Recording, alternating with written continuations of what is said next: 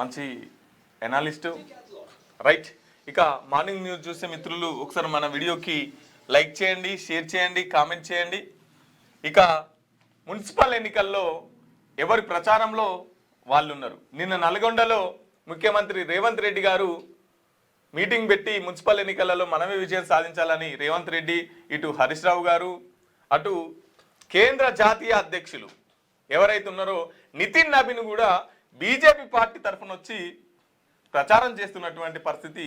ఎవరి సత్తా వాళ్ళు చాటుతున్నారు ప్రచారంలో రైట్. ఇక ఈ పులితోని పెద్ద బాధ వచ్చి పడ్డది.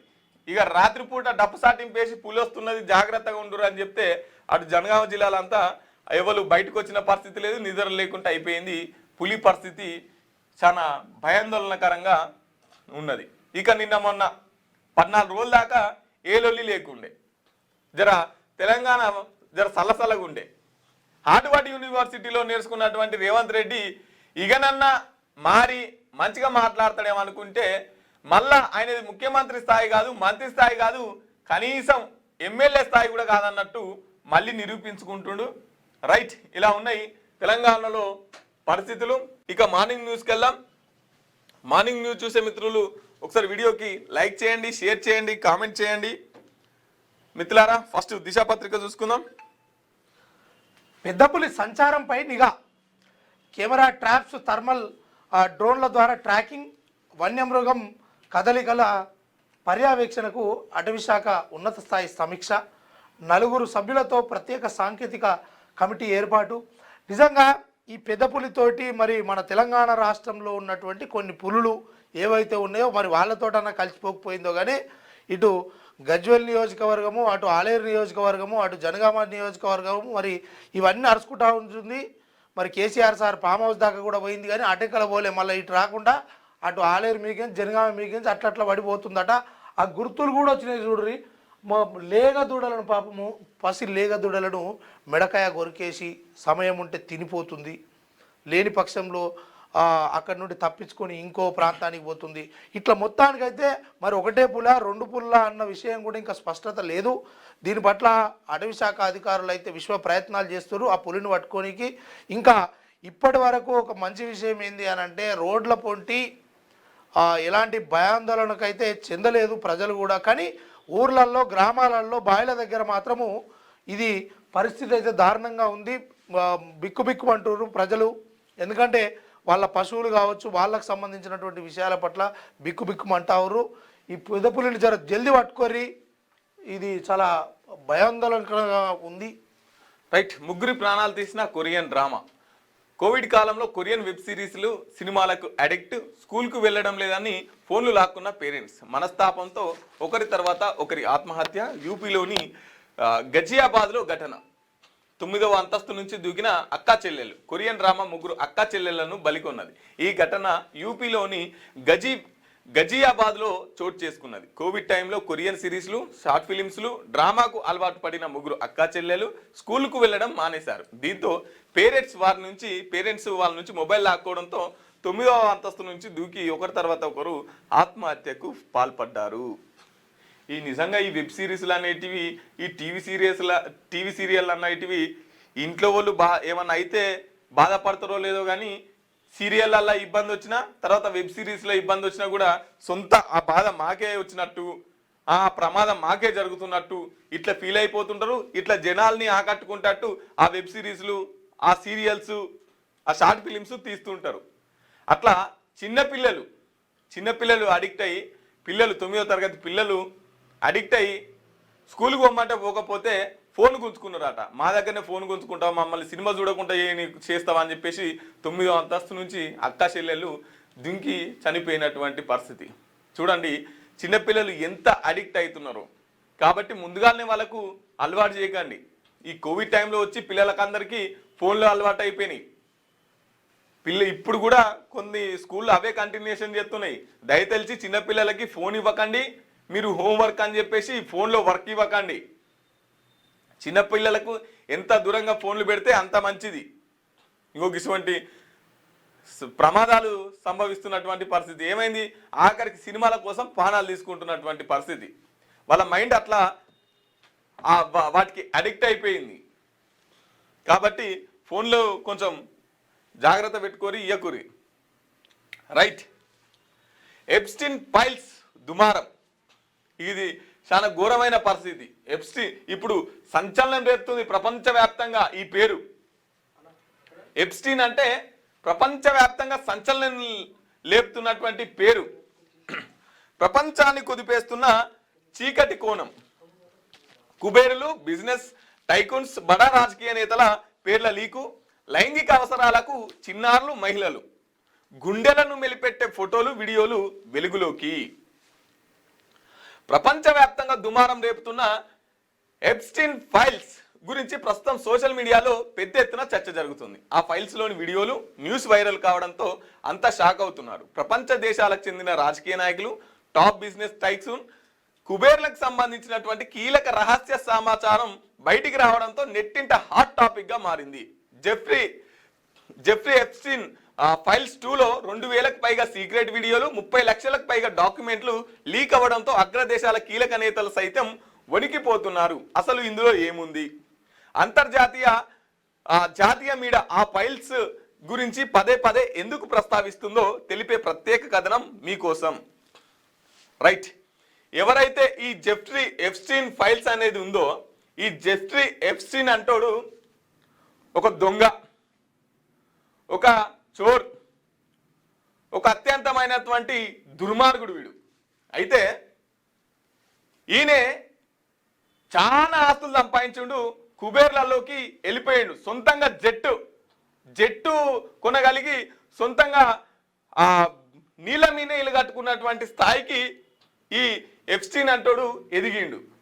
ఎట్లా ఎదిగిండు అంటే, చిన్న చిన్న పిల్లల్ని ఫస్ట్ ఒక చిన్న పిల్ల మీద రేప్ అటెంప్ట్ చేసి, తర్వాత అట్లా చిన్నపిల్లల మీద నుంచి మళ్ళా నువ్వు ఇంకో చిన్నపిల్లల్ని తీసుకురాకపోతే నీ వీడియోలు బయట పెడతా, లేదంటే నిన్ను చంపేస్తా అని చెప్పేసి ఇట్లా పెద్ద మాఫియా నడిపించిండు. పెద్ద మాఫియా నడిపించి ఆ పార్టీ పెట్టి, ఆ పార్టీలలో అమ్మాయిలను, చిన్నపిల్లల్ని పెట్టి, ఆ పార్టీకి బడా సంస్థల యొక్క ప్రతినిధులను, తర్వాత రాజకీయవేత్తలను, వ్యాపారవేత్తలను అందరిని పిలిచి వాళ్ళకు అమ్మాయిలను సప్లై చేసేటువంటి ఈడొక దొంగ. అయితే ఇట్లా రాజకీయ నాయకులు, వ్యాపారవేత్తలందరూ అమ్మాయిలతోని కలిసి డాన్స్ చేసిన వీడియోలన్నీ సీక్రెట్ కెమెరాలు పెట్టి వీడియోలు తీసి మళ్ళా వాళ్ళకే పంపి కోట్ల రూపాయలు సంపాదించినటువంటి దుర్మార్గుడు. అట్లా 2000కు పైగా వీడియోలు, 3 లక్షలకు పైగా డాక్యుమెంట్లు. ట్రంప్తో మాట్లాడినట్టు మెయిల్ ఉన్నది, మన భారతదేశానికి సంబంధించినటువంటి నరేంద్ర మోదీతో మాట్లాడినటువంటి కూడా చాటింగ్ ఉన్నది. తర్వాత ఇక వీడియోలు చూస్తున్నైతే చాలా ఘోరంగా ఉంటుంది. ఇట్లా మనకు గుండె తరుక్కుపోతుంటది. చిన్న చిన్న పిల్లలు కట్టేసినట్టు, చిన్న పిల్లలతోని డ్యాన్సులు. వీళ్ళంతా బడ వ్యాపారవేత్తలు, రాజకీయ నాయకులు. 2019లో జైలుకి పంపిస్తే ఆ జైల్లోనే సూసైడ్ చేసుకొని చచ్చిపోయారని చెప్పేసి జైలు అధికారులు అంటున్నారు. కానీ వీడు బయటకు వస్తే అందరి భాగవతం బయట పడుతుంది, అందుకని చెప్పేసి జైల్లోనే చంపేసిరు అని చెప్పేసి కొందరు అంటున్నారు. ఇటువంటి దుర్మార్గుడు ఇక వీని చిట్టా ఒక్కొక్కటి బయటకు వస్తూ ఉన్నది. పెద్ద పెద్ద టాప్ అంతర్జాతీయ దేశాల ప్రెసిడెంట్ల పేర్లు కూడా వీని చాటింగ్లో ఉన్నాయి. ఇగో ఇటువంటి దుర్మార్గుడు వీళ్ళ వీడియోలు బయటకు వస్తే మాత్రం చిన్న పిల్లల్ని వీని అవసరాల కోసం, వీని డబ్బు కోసం ఎరగా వేసి బ్లాక్మెయిల్ చేసి ఆఖరికి 2019లో జైల్లో కుక్క సాగు చచ్చిపోయిండు. ఇప్పుడు ఈయన లిస్టులా ఎవరి పేరు వెళ్తుందా, ఈయన వీడియోలలో ఎవరి ముఖం వస్తుందా అనేది ఇప్పుడు ప్రపంచవ్యాప్తంగా భయంతో బతుకుతున్నారు. ఇగో ఇట్లుంది ఈ ఎప్స్టీన్ అనే ఫైల్స్, వీని పరిస్థితి. రైట్. ఇక బీజేపీకి వెన్నుపోటు భయం, టికెట్ దక్కని నేతల్లో తీవ్ర అసంతృప్తి, ప్రచారానికి దూరం. కాంగ్రెస్ బీఆర్ఎస్ అభ్యర్థులతో చీకటి ఒప్పందాలు. ఆర్థిక తోడ్పాటు అందించే వారికి మద్దతు, ప్రచారంలో వెనుకబడిన కమలం పార్టీ మద్దతు కోసం కాషాయ అభ్యర్థుల ప్రయత్నాలు. ఇక బీజేపీకి వెన్నుపోటు భయం పుట్టుకుందని చెప్పేసి దిశా పత్రిక రాసుకొచ్చింది. టికెట్ దక్కని నేతల్లో అసంతృప్తి ఉంది. టికెట్ దక్కనోళ్ళు వాళ్ళు ప్రచారానికి కూడా వస్తలేరంట. కాబట్టి ఇక కాంగ్రెస్ బీఆర్ఎస్ అభ్యర్థులతోని చీకటి ఒప్పందాలు చేసుకున్నారు. ఆర్థిక తోడ్పాటు అందించే వారికి కమలం పార్టీ వెనుకబడ్డదని చెప్పేసి ఒక వార్త వచ్చింది. ఇక నిన్న బీజేపీ జాతీయ అధ్యక్షులు నితిన్ నబీన్ గారు మన రాష్ట్రానికి మొదటిసారి రావడం, ఇక మున్సిపల్ ప్రచారంలో భాగంగా సారు ప్రసంగించినటువంటి పరిస్థితి. మున్సిపల్ ఎన్నికల్లో బీజేపీకి వెన్నుపోటు భయం పట్టుకున్నదని తెలుస్తున్నది. నామినేషన్లు ఉపసంహరణ పర్వం ముగియడంతో వార్డుల వారీగా బరిలో ఉండే అభ్యర్థుల లెక్క తేలింది. దీంతో అన్ని పార్టీలు ప్రచారంలోకి దూకుడు పెంచాయి. పార్టీ టికెట్ సంపాదించి బరిలో ఉన్న బీజేపీ అభ్యర్థులకు మాత్రం సొంత పార్టీ నేతలే వెన్నుపోటు భయం వెంటాడుతున్నది. పార్టీ కోసం ఏళ్ల తరబడి పనిచేసిన వారిని కాదని, పైరవీలు చేసిన కొత్తగా వచ్చిన వారికి టికెట్లు ఇచ్చారని టికెట్ దక్కని నేతలు ఆరోపిస్తున్నారు. కరీంనగర్, నిజామాబాద్, ఆదిలాబాద్, మెదక్, మహబూబ్నగర్ పార్లమెంటు పరిధిలో కార్పొరేషన్, మున్సిపాలిటీలో ఇలాంటి పరిస్థితి ఎక్కువగా కనిపిస్తున్నది. చీకటి ఒప్పందాలతో దెబ్బతీసేలా మొన్నటి వరకు టికెట్ ఆశించి భంగపడ్డ నేతలు ఇప్పుడు తమ పవర్ ఏమిటో చూపించాలని భావిస్తున్నారు. బీఫామ్ దక్కని కొందరు నేతలు ఇప్పటికే పార్టీకి రాజీనామా చేశారు. మరికొందరు తీవ్ర అసంతృప్తితో ఉన్నారు. పార్టీని నమ్ముకొని పనిచేసిన అని చెప్పేసి ఇంకోటి, బీజేపీకి జనసేన గండం, పొత్తుపై ఓకే చెప్పిన ఇరు పార్టీల తరఫున అభ్యర్థుల పోటీ. ఇక నిన్న ఇప్పుడు మరి ఇది ఎవరు మాట్లాడారు, ఎవరు రాశారు? ఇది అదే నితిన్ నబీన్ మాట్లాడుతున్నారు. ఏమని వాళ్ళ పార్టీకి ఏది వెన్నుపోటు భయం పట్టుకుంది, మేము అందరికి టికెట్లు ఇవ్వలేదు, మా దాంట్లో ఆశావాదులు అంతా అంటే చీకటి ఒప్పందాలతో ఉన్నారు, అదే విధంగా మేము పైసలు కూడా ఇయ్యము, మా వాళ్ళంతా లేరు, ఇక వేరే బీఆర్ఎస్ అదేవిధంగా కాంగ్రెస్ తోటి చీకటి ఒప్పందం చేసుకురని చెప్తురా. ఈయన ఆ మాట చెప్పిండటనా? ఈడ అదే రాసుకొచ్చారు కదా దిశాపత్రిక. రైట్. ఇక బీజేపీకి జనసేన గండం. ఇక బీజేపీ తరఫు నుంచి పవన్ కళ్యాణ్ కూడా తెలంగాణలో మున్సిపల్ ఎలక్షన్లో భాగంగా పవన్ కళ్యాణ్ కూడా వచ్చి ప్రచారం చేస్తారనే ప్రచారం కూడా జరుగుతుంది. మరి సార్ వస్తాడా రారా మరి అనేది జనసేన అంటే బీజేపీకి జనసేన గండం ఉందా? పొత్తుపై ఓకే చెప్పినా అంటే ఆయన పవన్ కళ్యాణ్ వస్తారని చెప్పేసి ప్రచారం జరుగుతుంది. కానీ ఇంకా ఇప్పుడు బీజేపీ పవన్ కళ్యాణ్ కొంత అంతో ఇంతో జనసేన పార్టీ కూడా తెలంగాణలో ఉంది. మాకు కూడా బీజేపీ తరఫు నుంచి కొన్ని టికెట్లు కావాలి, అక్కడ పొత్తు ఉంది కదా, సో మాకు కూడా పొత్తులో భాగంగా మాకు కూడా కొన్ని టికెట్లు కావాలని చెప్పేసి జనసేన పార్టీ తరఫు నుంచి అడుగుతున్నారు. ఇంకా ఈ పోటీ వాళ్ళకి ఎవరికి లేకపోవడంతో ఈ జనసేన పార్టీ వల్లే ఏమన్నా బీజేపీ వాళ్ళను ఓడగొచ్చే అవకాశం ఉందా అన్నట్టు వార్తది. ఓకే, ఎవనివిరా నువ్వు? దోపిడీదారు దొంగ జాతిపిత ఎలా అవుతాడు? ఎవనివిరా నువ్వు? జాతిపిత, తెలంగాణ కోసం సర్వం త్యాగం చేసిన ప్రొఫెసర్ జయశంకర్ జాతిపిత. మనిషి అన్నోడు ఎవడైనా పెళ్ళమ్మగోడు మాటలు వింటాడా? పోలీసు వాళ్ళు ముసిగేసి మసిపూసి పట్టుకురావాల్సింది. భాస్కర్ రావు ఒళ్ళు చింతపండు అవుతుంది, జాగ్రత్త. అన్ని మున్సిపాలిటీల్లో కాంగ్రెస్ జెండా ఎగరడం ఖాయం, లేకపోతే అన్ని మున్సిపాలిటీల్లో బీఆర్ఎస్ వాళ్ళది ఎగురుతుంది, బీజేపీ వాళ్ళది ఎగురుతుంది, ఇంకో పార్టీ ఎగురుతుంది అని చెప్తావా? మొత్తం కాంగ్రెస్ ఎగురుతుంది అని చెప్తావు. నువ్వు ఏడుంటే అదే ఎగురుతుంది అని చెప్తావు కదా. సిగ్గు అనిపిస్తలేదా రేవంత్ రెడ్డి గిట్లా మాట్లాడడానికి? ఎవనివిరా నువ్వు? మళ్ళా పెళ్ళ ఎన్ని మాటలు ఇవి? ఒక చదువుకొని వచ్చినగానే గింతనని అది అనిపిస్తలేదా నీకు? ఇంకేం సంస్కారం నేర్పుతున్నావు? లావుల తొండలు ఇడుతా, మెడల పేగులు తీసి మెడలు వేసుకుంటా, ఏం నేర్పిస్తున్నావు? ఏంది ఈ బాగా తెలంగాణ ప్రజలారా, ఇది బాగా అటెన్షన్ అయిపోయింది. బాగా అంటే ఇట్లా తిట్టేటోళ్ళు, ఎవరైతే లాగులాగా ఎగరేటోళ్ళు ఉంటారో చూడు, వీళ్ళను ఏదో పోటుగాళ్ళు, పొడిచేటోళ్ళు, లొటపీసుగాళ్ళు, వీళ్ళంతా పెద్ద ఏదో తెలంగాణ రాష్ట్రంలో ఉద్ధరిస్తారు ఈ మాటలతోటి అనుకొని వెనకాలిగా జై నై అనుకుంటే తిరుగుతావురు. అవి గా రకంగా నడుస్తూ ఉంది. ఏమైనా మాట్లాడానికి ఏమైనా సిగ్గుసరం ఉండాలి కదనే అటువంటి మాటలు. ఆయన కేసీఆర్ మాట్లాడినప్పుడు కూడా ఆ రకమైనటువంటి ఎన్ని మాట్లాడలేదు. నువ్వు ఒక సీఎం రేంజ్లో ఉండి సీఎంగా ఉండి ఏం భాష నేర్పిస్తున్నావు అని మాట్లాడలేదా? ఫోన్ ట్యాపింగ్ కేసులో సిట్ అధికారులు మాజీ సీఎం బీఆర్ఎస్ అధినేత కేసీఆర్కు నోటీసులు ఇస్తే మా జాతిపితకు నోటీసులు ఇస్తారా అని అంటున్నారు. ఎవనికి రా నువ్వు జాతిపిత అని సీఎం రేవంత్ ప్రశ్నించారు. 10 ఏళ్ళు అధికారంలో ఉండి వేల కోట్లు దోచుకున్నారని, ఆస్తులు కూడబెట్టుకున్నారని సీఎం ఆరోపించారు. ఏడంతస్తుల మేడలు కట్టుకున్నా పర్లేదు కానీ పెళ్ళామ్మ కూడా మాట్లాడుకున్న కాల్స్ అయితే విన్నారని ఫైర్ అయ్యారు. బుధవారం మిర్యాలగూడలో నిర్వహించిన ఎన్నికల సభలో రేవంత్ పాల్గొని మాట్లాడారు. ఇంత సిగ్గు తప్పినోడు ఎవడైనా ఉంటాడా? వాళ్ళ బతుకులు జడ. పెళ్ళామ్మ కూడా మాట్లాడుకున్న జోలి కూడా ఎవడైనా వింటాడా అని ఆగ్రహం వ్యక్తం చేశారు. జడ్జీలను, జర్నలిస్టులను, ప్రతిపక్ష నాయకులను, సినీ తారలను వదలట్లే అని అన్నారు. వాడెవడో ఏదో మాట్లాడుకుంటే వీడికెందుకు? వీడు అసలు మనిషేనా? మానవ జన్మ ఎత్తడానికి అర్హత ఉన్నదా? మంది ఫోన్లు వినటోడు అసలు మనిషా? అన్నం తినటోడు ఎవడైనా ఇలా చేస్తాడా అని ప్రశ్నించారు. అలాంటి సన్నాసులకు పోలీసులు నోటీసులు ఇస్తే మా జాతిపితకు నోటీసు ఇస్తారా అని లొల్లి చేసిళ్ళు అని అన్నారు. ఎవనికి రా నువ్వు జాతిపితవు? ఎవడు నీ జాతి? వినోదరావు నీ జాత, ఎర్రబల్లి దయాకర్ రావు నీ జాత, కూకట్పల్లి మాధవరం కృష్ణారావు నీ జాత, తన్నీరు హరీష్ రావు నీ జాత. నీ జాతికి నువ్వు జాతిపితవు కావచ్చు, మా నల్లగొండకు, మా పాలమూరు నీ జాతితో ఏం పని? నీ జాతి ఏముంది? ఇక ఇలాంటి మాటలు మాట్లాడి తెలంగాణ రాష్ట్రంలో ఇక మున్సిపల్స్ చెప్పు చెప్పే ఏం చెప్పాలి? రైట్. ఇక ఎవరికి రా నువ్వు జాతిపితవు అని చెప్పేసి రేవంత్ రెడ్డి గారు ఎవరిని అంటున్నారంటే తెలంగాణ జాతిపిత అని చెప్పేసి మనం చెప్పుకుంటున్నాం కదా. ఎవరు? బీఆర్ఎస్ పార్టీ వాళ్ళంతా మా జాతిపిత కేసీఆర్ అని చెప్పేసి మాట్లాడుతున్నారు కదా.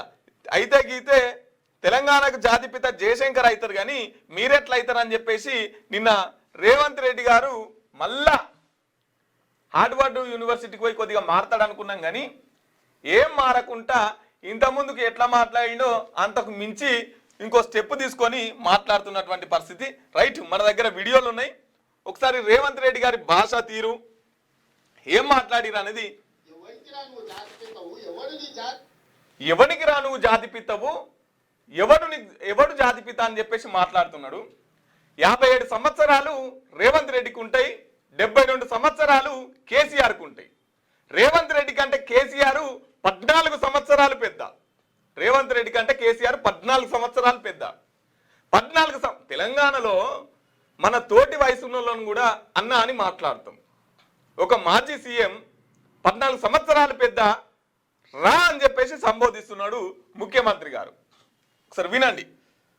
వినోదరావు నీ చేత, ఎర్రగొండి నాయకరావు నీ చేత, కుక్కడపల్లి కృష్ణారావు గారు నీ చేత, లేకపోతే తన్నీరు హరీష్ రావు గారు నీ చేత నీ జాతికి పిత ఉండొచ్చు. మాకు మా నల్లగొండకో లేకపోతే పాలమూరుకు నీ జాతితో ఏం పని? ఇప్పుడు వీళ్ళంతా ఎవరిని అంటున్నారంటే మాధవరం కృష్ణారావు, తర్వాత హరీష్ రావు, వీళ్ళంతా రావు వెలమ సామాజిక వర్గాన్ని ఉద్దేశిస్తూ మాట్లాడుతున్నాడు, వెలమల్ని విమర్శిస్తూ మాట్లాడుతున్నాడు. ఒక ముఖ్యమంత్రి స్థాయి వ్యక్తి ఒక కులాన్ని ఉద్దేశించి మాట్లాడొచ్చునా? ఒక కులాన్ని దృష్టిలో పెట్టుకొని మాట్లాడొచ్చునా? ఒక కులాన్ని కించపరుస్తూ ఒక కులాన్ని విమర్శిస్తూ ముఖ్యమంత్రి మాట్లాడొచ్చునా?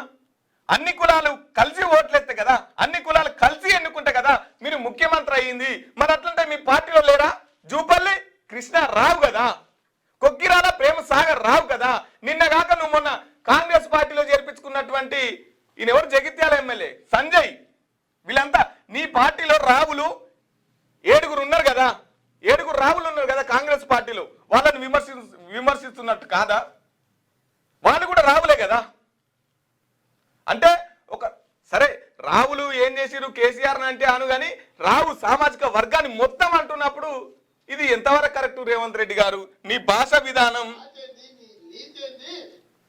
నీ జాతి ఏంది, నీ నీతి ఏంది అని చెప్పేసి రేవంత్ రెడ్డి గారు మాట్లాడుతున్నాడు. జాతుల గురించి ఎందుకండి?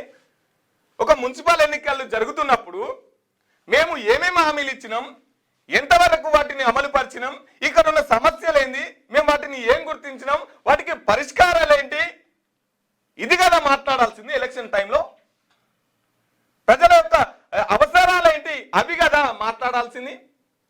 మీరిగో మేము చేసినాం బై, మాకు అందుకు ఓటేయిరి, మేము ఇచ్చిన 2500 ఓటేయిరి, కట్టలు కట్టేంటి కాబట్టి ఇవన్నీ మాట్లాడతాడు. మీరు చేసిన పని ఏందో, మీరు చేసిన అభివృద్ధి ఏందో అది చెప్పి ఓట్లాడుకోరి. మేము తులం బంగారం ఇచ్చినాం ఓటేయిరి, ఇది కదా మీరు చెప్పాల్సింది ఎలక్షన్స్లలో. కానీ జాతుల గురించి మళ్ళా 2.5 ఏళ్ళు ఇదే టైంపాస్ పాలిటిక్స్ చేసిరు, ఇంకో 2.5 ఏళ్ళు ఇదే టైంపాస్. ఎంతసేపు ఉన్న అవతల పార్టీలను తిట్టి ఓట్లేసుకునే మాట్లాడతామే తప్ప మేము ఇది చేసినాం గిందుకు మాకు ఓటేయిరి అని చూపెట్టుకుంటానికి ఒకటన్నా చేస్తే కదా, ఒక మీటర్ రోడ్ ఎత్తే కదా, ఒక బ్రిడ్జి కడితే కదా, ఒక భవనం కడితే కదా, ఇంకేమైనా ఎత్తే కదా చెప్పుకుంటానికి. ఇగో కాంగ్రెస్ పార్టీ వచ్చిన తర్వాత ఇది అమలు చేసింది, గీ బిల్డింగ్ కట్టింది, గీ పని చేసింది, గీ ప్రాజెక్ట్ కట్టింది అంటానికి ఒక బ్రిడ్జి చూపిరి ఏమన్నా అంటే అది కాదు, ఆ సమాధానం లేదు. పేరుకు ప్రజాపాలన పేరు. రేవంత్ రెడ్డి ఏమన్నా అంటే అవతల పార్టీ వాళ్ళని తిట్టాలే, అంతే, హైప్ పెంచుకోవాలి. ఇక ఇప్పుడు ఏమైతుంది, ఈ రాహుల్ని రెడ్డిలు తిట్టిరు కదా, రాహుల్ని రెడ్డిలు తిట్టిరు, రేపు రాహుల్ ఏం చేయాలి, మళ్ళీ రెడ్డిలో తిట్టాలి, గంతే. ఇక వీళ్ళిద్దరు పంచాయతీ. దీంతో ఇంకో 3 నెలలు కాలం కొనసాగుతుంది, ఇంకో 3 నెలలు టైంపాస్ జరుగుతుంది. ఇగో ఇది రేవంత్ రెడ్డి గారి యొక్క పథకం. ఇక నిన్న ఒక సెన్సేషనల్ ముచ్చటే చెప్పిండు ప్రసంగం అంతలో. ఒక మాట మాట్లాడిండు. ఎందుకంటే ఈ మున్సిపల్ ఎన్నికలలో ఓట్లు దండుకోవడం, తిట్టకాడికి తిట్టి యాస్టకి రాగానే ఓ మాట చెప్పిండు. ఏమన్నాడంటే డిసెంబర్లో పడాల్సినటువంటి రైతు బంధు డబ్బులు ఏమన్నాడు, డిసెంబర్లో సంక్రాంతి అయిపోగానే అందరికి రైతు బంధు ఇస్తామన్నారు. కానీ ఇప్పుడేం చేసారు, సంక్రాంతి అయిపోయిన తర్వాత అటు దావోస్ అవన్నీ తిరిగి వస్తానికి పైసలు ఉంటాయి. కానీ సంక్రాంతి అయిపోయింది, ఇప్పుడు ఎలక్షన్ కోడ్ ఉంది కదా, ఎలక్షన్స్ ఉన్నాయి కదా, కాబట్టి ఎలక్షన్స్ అయిపోగానే మీకు రైతు బంధు పైసలు ఇస్తా అంటుడు. ఇప్పుడు ఏమైంది, ట్రాఫిక్ చాలా సిగ్నల్ జంప్ అయితే హెల్మెట్ పెట్టుకోకపోతే ఎమ్మటే అకౌంట్ల నుంచి పైసలు కట్ కావాలంటున్నావు కదా, మరి ఇక్కడ ఎందుకు ఉండదండి? ఎమ్మటే డిసెంబర్లో వేయాల్సిన రైతు బంధు డబ్బులు ఇప్పటిదాకా ఎందుకు వేస్తలేరండి? దీనికి ఉండదా మీకు నిబంధనలు? మీరు రూల్స్ ఫాలో అవ్వరా? సామాన్యమైన ప్రజల రూల్స్ ఫాలో అవ్వాలా? ఇంకేమంటున్నాడు చూడు ఒకసారి. కానీ పిల్ల మొగుడు ఫోన్లలో మాట్లాడుకుంటే కూడా ఫోన్లు విన్నారా? ఇంత సిగ్గు తప్పినోడు ఎవడన్నా ఉంటాడా? వాళ్ళ బతుకు చెడ. పిల్ల మొగుడు మాట్లాడుకుంటే కూడా జోలి ఇంటాడా ఎవడన్నా? జడ్జిలను వదలలే, జర్నలిస్టులను వదలలే, ప్రతిపక్ష నాయకులను వదలలే, పిల్ల మొగుడు జోలి వదలలే, సినిమా తారాలు మాట్లాడుకుంటుంటే వాళ్ళను కూడా వదలలే. రైట్, మేము అడుగుతున్నాం, ఒకవేళ నిజంగా పిల్ల మొగలు మాట్లాడుకునేదే గత బీఆర్ఎస్ సర్కార్ వినుంటే ఆ పిల్ల మొగలు ఎవరు? ఎవరన్నా వచ్చి ఏ పిల్ల మొగడని వచ్చి మీకు కంప్లైంట్ చేసిండా? ఒకవేళ మీకు సీక్రెట్గా వచ్చి కలిసి చెప్పితే అధికారంలో ఎవరు ఉన్నారండి? ముఖ్యమంత్రి ఎవరు? చర్యలు ఎవరు తీసుకోవాలి? ఇంకా ప్రతిపక్షంలో ఉన్నట్టు మాట్లాడుతున్నారు ఏంది ముఖ్యమంత్రి గారు? ఇన్నరని చెప్పేసి మీరే చెప్తున్నారు కదా, చర్యలు తీసుకోవాల్సింది మీరే కదా, మరి ఇంకెందుకు టైం పాస్ చేస్తున్నారండి? పిల్ల మొగల ఫోన్లు విన్నారు, సినీతారుల ఫోన్లు విన్నారు, జడ్జీల ఫోన్లు విన్నారు, జర్నలిస్టుల ఫోన్లు విన్నారు, వ్యాపారవేత్తల ఫోన్లు విన్నారు అని చెప్పేసి మీకు ఇంత సమాచారం ఉన్నప్పుడు, మీ దగ్గర ఇంత ఎవిడెన్స్ ఉన్నప్పుడు, మీరే ప్రత్యక్ష సాక్ష్యమైనప్పుడు మరి ఎందుకండి విచారణ పేరు మీద టైం పాస్ చేస్తున్నారు? ఒక్క దోషిని పట్టుకొని లోపలేయట్లేదు ఎందుకండి? ఒక్క దోషిని పట్టుకొని చట్టం ముంగట ఎందుకని బయట పెట్టట్లేదండి? చట్టం ముంగట ఎందుకు నిలబెట్టట్లేదండి? మీరే చెప్తున్నారు కదా, ఇదే కదా వీడియో. ఒక్క ఎవిడెన్స్ బయట పెట్టు. ఇంతమంది ఫోన్లు విన్నారు అంటున్నారు కదా, ఒక్క ఎవిడెన్స్ బయట పెట్టు, ఒక్కటే. మీరు ముఖ్యమంత్రి అండి, మీ దగ్గర ఎవిడెన్స్ ఉంటే మీరు చర్యలు తీసుకోవాల్సినటువంటి వ్యక్తి. అధికారం ఇప్పుడు మీరే ఉన్నారు అధికారంలో, మీరు ప్రతిపక్షంలో లేరు. కొంచెం వాస్తవ జీవితాలలోకి రండి. మీరు ఏం మాట్లాడుతున్నారో, ఎవరు రాసిస్తున్నారో కనీసం అదన్నా తెలుసుకొని మాట్లాడండి. వాస్తవ జీవితాలలోకి రండి ముఖ్యమంత్రి గారు. అది కాదు, గత కాలం అంతా కేటీఆర్ ను వాని ఫోన్లలో ఏం మాట్లాడుకుంటుండో ఇదేమన్నా మనిషేనా? అసలు మానవ జన్మ ఎత్తడానికి అర్హత ఉందా? మంది ఫోన్లు తినేటోడు అసలు మనిషా? అన్నం తినేటోడు ఎవడన్నా పిల్ల మొగుడు మాట్లాడుకునేది తింటారా?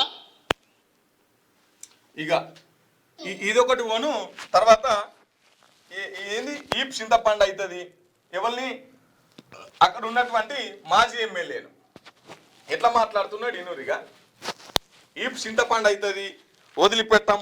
జానారెడ్డి అయితే వదిలిపెట్టిండు కావచ్చు, కానీ నేను జానారెడ్డి అంత మంచోని కాదు, నేనైతే అస్సలుగా వదిలిపెట్టామని చెప్పేసి ఆయన పేరు ఏం పేరు? భాస్కర్ రావా? భాస్కర్ రావు. ఆయనను భాస్కర్ రావు ఒళ్ళు చింతపండు అవుతుంది జాగ్రత్త. ఎవరండి మీరు ఒళ్ళు చింతపండు చేస్తానికి? ఆయన ఏమన్నా అక్రమాలు చేస్తే వాస్తవంగానే చట్టపరమైన చర్యలు తీసుకోరు. ఒక మాజీ ఎమ్మెల్యేను ముఖ్యమంత్రి ఆ స్థాయిలో మాట్లాడితే ఇక కింద కార్యకర్తలు ఎట్లా కొట్టుకొని చచ్చిపోవాలి? కింద కార్యకర్తలు ఎట్లా ఊగిపోవాలి? కింద కార్యకర్తల్ని ఎట్లా రెచ్చగొడుతున్నాడు చూడురి. ఒళ్ళు చింతపండు అవుతుంది, అజ్జెత్తం ఇజ్జెత్తం అని చెప్పేసి ఇష్టం ఉన్నట్టు మాట్లాడుతున్నాడు. కాదు మధు, ఆయన అధికారంలోకి వచ్చిందే ఇవి సొటకాయ మాటలు చెప్పి వాడిని రెచ్చగొట్టి. ఇప్పుడు కేటీఆర్ విషయంలో కూడా ఆల్లో సినీ తారని అంటబెట్టి పోయిన చోటలు అదే ముచ్చట చెప్పినావు కదా సన్నాసి. ఇప్పుడు నువ్వే ప్రభుత్వంలో అధికారంలో ఉంటివి, అదేదో బయట పెట్టి జైల్లో రాదు, నిన్ను గొర్ర గొర్ర గొర్ర గొర్ర గుంజుకోవేరు కదా నైట్ ప్యాంట్ టీషర్ట్ మీద ఉంటే. నీకు అంత సీమునెత్తురు లేదా? నీ దగ్గర ఆధారాలు ఉంటే. ఇంకేమంటున్నాడు అంటే పోలీసు వాళ్ళు ముసుకేసి లేదంటే మాస్క్ ముఖానికి అంతా బూడిద మసి ఉచ్చి తీసుకొని రావాలి అని చెప్పి. ఈ పద్ధతి మార్చుకోండి రేవంత్ రెడ్డి గారు. మీరు ఒక ముఖ్యమంత్రి, మా ఇజ్జత్ పోతుంది మీరు ముఖ్యమంత్రి అని చెప్పుకోవాలంటే. ఈ పద్ధతి మార్చుకోండి, మీ భాష మార్చుకోండి జరా, మా ఇజ్జత్ పోతుంది. పబ్లిక్ ఒక్కసారి రేవంత్ రెడ్డి మాటలు ఎట్లున్నాయని చెప్పేసి మీరు ఒకసారి కామెంట్ చేయండి. మీకేమనిపిస్తున్నది? ఒక ముఖ్యమంత్రి ఇట్నే మాట్లాడతాడా? ఒక ముఖ్యమంత్రి భాష ఇట్లనే ఉంటుందా? ఈ విధంగా మాట్లాడొచ్చా? ఒక కులాన్ని అడ్డు పెట్టుకొని తర్వాత మాజీ ఎమ్మెల్యేలను ఇట్లా తిట్టడం సరి అయిన పద్ధతేనా? మాజీ ముఖ్యమంత్రిని అట్లా వయసుకు కూడా గౌరవం ఇవ్వకుండా మాట్లాడడం కరెక్టేనా? ఒకసారి లైవ్ చూస్తున్న మిత్రులంతా కామెంట్ చేయండి మిత్రులారా, ఒకసారి కామెంట్ చేయండి. రైట్, ఇక అట్లా మాట్లాడుతున్నాడు ప్రియమైన గౌరవనీయులు పూజ్యులు అయినటువంటి ముఖ్యమంత్రి రేవంత్ రెడ్డి గారు. ఇక రెయిన్బో సరికొత్త రికార్డు, గర్భస్థ శిశు గుండెకు సంక్లిష్టమైన చికిత్స, ఇప్పటికే 5 గర్భస్థ శిశువులకు ప్రాణదానం. జేఏసీసీ నివేదికపై అంతర్జాతీయ వైద్యుల దృష్టి. అంటే రెయిన్బో సరికొత్త రికార్డు, గర్భంలోనే బిడ్డ బయటికి రాకుండానే వైద్యాన్ని అందించారు. బిడ్డ కొంచెం శ్వాసం ఇబ్బంది పడుతుంటే అతనికి గర్భంలో ఉండగానే వైద్యం అందించినటువంటి గొప్ప ఘనత మన డాక్టర్ రెయిన్బో డాక్టర్లది. రైట్, గవర్నర్ నిర్ణయంపై ఉత్కంఠ. ఎమ్మెల్సీలుగా ప్రొఫెసర్ కోదండరాం, అజారుద్దీన్కి ఓకే చెప్తారా? కొర్రీలు పెట్టి ఫైల్స్ని తిప్పి కొడతారా? ఈ కోదండరెడ్డికి వచ్చిన కష్టం ఇంకెవరికి రాలే. అది ఇప్పటికే నవ్వుతుండ్రా అంటే ఆయన ముంగట పోయి జారిపడే రకం కోదండరెడ్డి. నవ్వటోని ముంగట జారిపడతాడు కోదండ రామరెడ్డి. గిట్లున్నది కోదండరాం పరిస్థితి. ఇప్పుడు మళ్ళా మేము కాంగ్రెస్తో పొత్తు కూడా మాకు మేము సపరేట్గా పోతామని చెప్పేసి మళ్ళీ మాట్లాడుతున్నాం. ఏదైతే వీళ్ళకి గవర్నర్ కోటాలో ఎమ్మెల్సీ ఉందో దాని మీద మళ్ళీ అది తప్పు అని చెప్పేసి కోర్టుకు వెళ్ళిన తర్వాత కోర్టు తీర్పిచ్చింది, లేలే గవర్నర్ నిర్ణయం తీసుకోవచ్చు అని చెప్పేసి గవర్నర్ నిర్ణయాలకి కోర్టు చెప్పింది. మరి ఈ గవర్నర్ ఓకే చెప్తాడా లేదంటే ఏమైనా కొర్రీలు పెట్టి ఇట్లనే కాలం కొనసాగిస్తాడా అని చెప్పేసి వీళ్ళకు భయాందోళన, ఒక టెన్షన్ ఉన్నది. ఎమ్మెల్యే సంజయ్కు క్లీన్ చిట్, అనర్హత పిటిషన్ కొట్టేసిన స్పీకర్ గడ్డం ప్రసాద్ కుమార్. ఆయన పార్టీ మారడంపై ఆధారాలు లేవని స్పష్టీకరణ. ఎమ్మెల్యే కడియం శ్రీహరిపై విచారణ 19కి వాయిదా. ఇప్పటి వరకు 8 మంది ఎమ్మెల్యేలకు రిలీఫ్. నేను బీఆర్ఎస్లోనే ఉన్నా ఎమ్మెల్యే సంజయ్ అంటుండు. పార్టీ ఫిరాయింపు ఆరోపణలు ఎదుర్కొంటున్న జగిత్యాల ఎమ్మెల్యే సంజయ్ కుమార్కు assembly speaker Gaddam Prasad Kumar clean chit ఇచ్చారు. సంజయ్ స్టేట్మెంట్ ఆధారంగా ఆయన ఈ నిర్ణయం తీసుకున్నట్టు ప్రకటించారు. అనంతరం ఎమ్మెల్యే సంజయ్ మాట్లాడుతూ తాను బీఆర్ఎస్లోనే ఉన్నానని, అభివృద్ధి కోసం కాంగ్రెస్తో కలిసి పనిచేస్తున్నానట్టు మీడియాకు వివరించారు. ఇది ఇలా ఉండగా స్టేషన్ కన్పూర్ ఎమ్మెల్యే కడియం శ్రీహరి అనర్హత పిటిషన్ను ఈ నెల 19కి స్పీకర్ వాయిదా వేశారు. నిన్ననే మాట్లాడుకున్నాం కదా, ఈ కడియం శ్రీహరి అటు సంజయ్ పైన. సంజయ్ది అయితే ఇప్పుడు క్లీన్ చిట్ ఇచ్చేసిరట, కానీ ఇంకా ఈయనది 19కి వాయిదా వేసారు. ఎందుకంటే ఈ మున్సిపాలిటీ ఎలక్షన్లు ఇవన్నీ అయిపోయిన తర్వాత తీరిక చూసుకొని నిజ నిర్ధారణ చేసుకొని అప్పుడు ఆయన పైన మాట్లాడే అవకాశం కోసము అప్పటిదాకా వాయిదా వేసిరట. ఇంకేం చెప్తా ఉన్నారు. న్యాయవాదిగా మమతా బెనర్జీ. ఎస్ఐఆర్ ఒత్తిడితో బంగ్లాలో 150 మందికి పైగా మృతి. అది ఈసీ కాదు, వాట్సాప్ కమిషన్. సుప్రీంకోర్టులో బెంగాల్ సీఎం స్వీయ వాదనలు. ఈ నెల 10లోపు సమాధానం ఇవ్వండి. ఈసీకి ఎన్నికల కమిషన్కి సుప్రీం నుంచి నోటీసులు ఇచ్చారట. ఇక న్యాయవాదిగా తనే మొన్న ఎక్కడైతే బెంగాల్లో జరిగినటువంటి ఒక ఈడీ దాడులు అవి ఇవి ఏవైతే ఉన్నాయో వాటికి సంబంధించి మమతా గారు తనే ఒక ఏమంటారు లాయర్గా అడ్వకేట్గా మాట్లాడుతూ ఇక ఇదంతా ఇది మన బీజేపీ చేస్తున్నటువంటి కుట్ర, ఇదంతా రాష్ట్రంలో ఉన్నటువంటి అన్ని సంస్థలు ఏవైతే కేంద్ర ప్రభుత్వ సంస్థలు వచ్చి ఈడ మా పైన దాడి చేయడము, ఇదంతా మమ్మల్ని బదనాం చేసే కార్యక్రమం ఇదంతా పూనుకున్నది, దానికంతా ఈజీ కూడా వాట్సాప్ కమిషన్గా మారి ఇదంతా అందిస్తూ ఉన్నది మా ఓటర్ జాబితా పత్రాలు కావచ్చు ఇవన్నీ అని చెప్పేసి మమతా బెనర్జీ మాట్లాడుతున్నట్టు చెప్తా ఉన్నారు. రేవంత్కు వచ్చేది మురికి భాషే, పాలన చేతకాకే ప్రచారంలో విషం. బినామీ కంపెనీకి రూపాయలు 1000 కోట్లు దోచిపెడుతున్న Revanth BRS working president KTR అంటుండు. ఇక మీ నాయన మాట్లాడిన చక్కగా ఉంది, ఇప్పుడు ఈయన మీరు గంతే ఒకరి మీద ఒకరు, ఇప్పుడు రెడ్డి ప్రభుత్వము అటు వెల్మ ప్రభుత్వము అంతే తప్పితే ఈ బీసీలకు ఎస్సీలకు ఒరిగేది ఏం లేదు. ఈ మాటలతోటి ఈ ప్రజల్లో అంటే మీ పార్టీలలో ఉన్నటువంటి కార్యకర్తలు ఎస్సీ ఎస్టీ బీసీలు ఎవరైతే ఉన్నారో, ఇరు పార్టీలు కాదు త్రిముఖ పార్టీలు 3 పార్టీలలో ఉన్నటువంటి ఈ కార్యకర్తలు ఎస్సీ ఎస్టీ బీసీలు ఎవరైతే ఉన్నారో వాళ్ళలో ఆక్రోశం నింపాలి, వాళ్ళలో ఒక దాడి అంటే చొరవకు ప్రాధాన్యత సంతరించుకునే విధంగా మీ మాటలు చేసి ఒకరిపైన ఒకరు దాడి చేసుకుంటే మీరు సంతోషంగా ఉండి పాలనా విభాగాలలో మీరుంటారు, కొట్లాడుకునే కాళ్ళ వాళ్ళు ఉంటారు. ఈ రకంగా తెలంగాణ ప్రభుత్వం ప్రస్తుత ప్రభుత్వము మీరు ఇవన్నీ చేసినారు. ఇక గదే నడుస్తూ ఉంది. ఏం నేర్పిస్తున్నారు, ఏం భాష నేర్పిస్తున్నారు, ఆయన ఓటానా నువ్వు ఓటానా. మొత్తానికి తెలంగాణ రాష్ట్రంలో ఇతరులను ఎవరైనా అభిమానించేటోళ్లను రెచ్చగొట్టే విధంగా చేస్తున్నటువంటి వాక్యాలు వెనుకకు తీసుకోవాలి. లేకపోతే మీరు ఏవైతే మాటలు మాట్లాడుతారో సామాన్య ప్రజలు కూడా మీ మీద అవే మాటలు అవే రకంగా ప్రయోగించే రోజు వస్తుంది. అనవసరంగా ఆ మాటలకు పోయి అదే ఏదో అంటారు చూడు, ఎవరు తెరువ పోయి లచ్చనాలు పడవద్దు అనేది ఆ రకంగా వస్తుంది. రైట్. నిన్న కేఎల్ఎస్ఆర్ ప్రాజెక్టు ఇది రేవంత్ రెడ్డి గారి ఈ కంపెనీ కేఎల్ఆర్ఎస్ఆర్ అనే ఈ కంపెనీ రేవంత్ రెడ్డి బినామిది. దీంట్లో సుమారు 6,000 కోట్ల పైగా ఫ్రాడ్ జరిగింది. రేవంత్ రెడ్డి 2 సంవత్సరాల ఈ కంపెనీకి కేఎల్ఎస్ఆర్ అనే ఈ కంపెనీకి 6,000 కోట్ల ప్రాజెక్టులను అప్పచెప్పిండు. ఇది రేవంత్ రెడ్డి బినామీ పేరు మీద నడుస్తుంది కాబట్టి దీని మీద సిబిఐ ఈడీ విచారణ జరగాలని చెప్పేసి నిన్న కేటీఆర్ ఒక ప్రెస్ మీట్ పెట్టి ఇగో ఇట్లా ఈ ఏరియాలో ఇన్ని కోట్ల పన్నులు అప్పగించారు, ఈ ఏరియాలో ఇన్ని కోట్ల పన్ను అప్పగించారు, దీని మీద ఎంక్వైరీ చేయాలని చెప్పేసి కేటీఆర్ కోరిండు. ఇక అందుకోసమేనే అట్లా ఫ్రస్ట్రేషన్లో మాట్లాడిందని చెప్పేసి కేటీఆర్ అనుకొచ్చినటువంటి పరిస్థితి.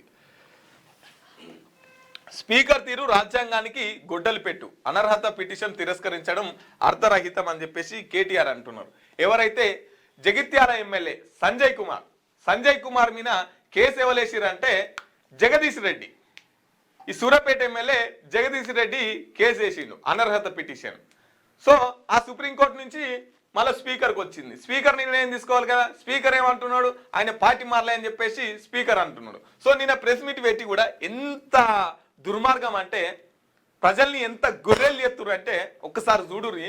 ఎంత కండ్ల ముంగట దొంగతనం చేస్తూ కూడా నేను దొంగను కావాలని చెప్పేసి బహిరంగంగా తిరుగుతున్నటువంటి పరిస్థితి ఈ సంజయ్ కుమార్ గారిది. ఎట్లా అని ఒకసారి చూడురి.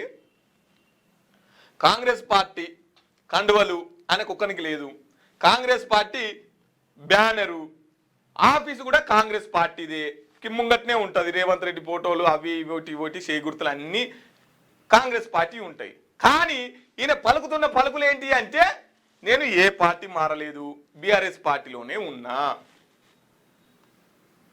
ఇక చూడు ఎట్లా మాట్లాడుతున్నాడు. ఇక దీన్ని బట్టి మీరు ఏం అర్థం చేసుకుంటారో చేసుకోరు, ఎట్లా మీరు అర్థం చేసుకుంటారో చేసుకోరు. ఇక చుట్టూ కాంగ్రెస్ ఆఫీస్లో ఉండి గాంధీ సరే ఇప్పుడు బీఆర్ఎస్ పార్టీ అయితే గాంధీ భవన్లో ఏం పని, పరిపాలన సౌలభ్యం కోసం అభివృద్ధి కోసం అధికార పార్టీతో కలిసి పనిచేస్తున్నాం అనుకుందాం.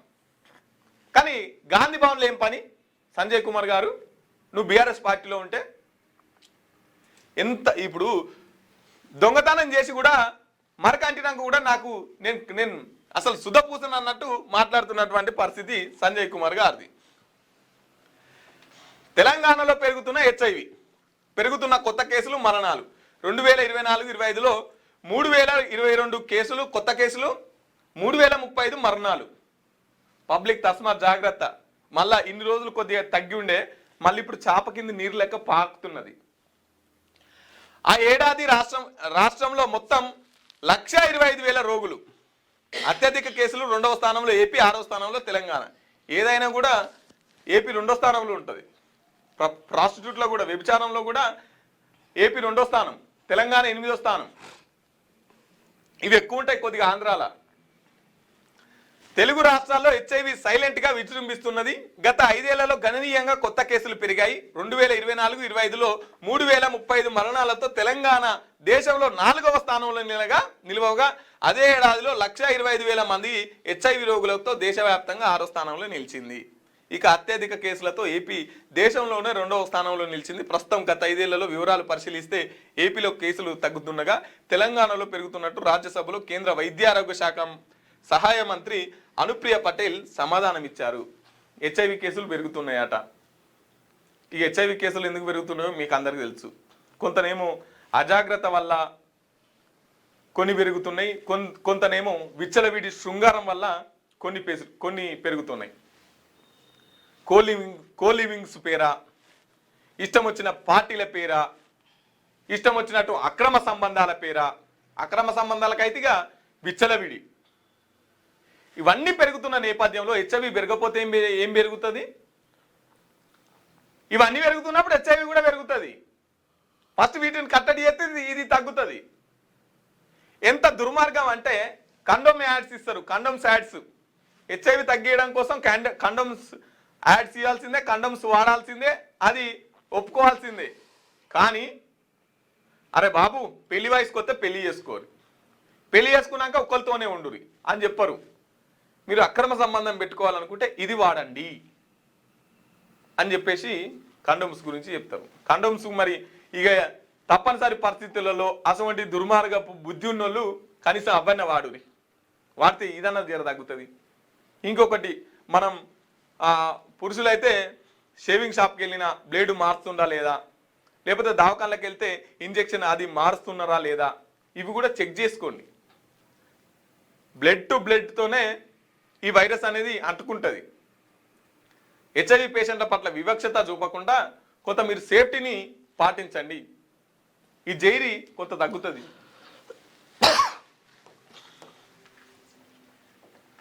ఇక కార్పొరేట్ కాలేజీల్లో మాస్ కాపింగ్, ప్రాక్టికల్స్లో చిట్టీలు అందించిన ఎక్స్టర్నల్ ఎగ్జామినర్స్.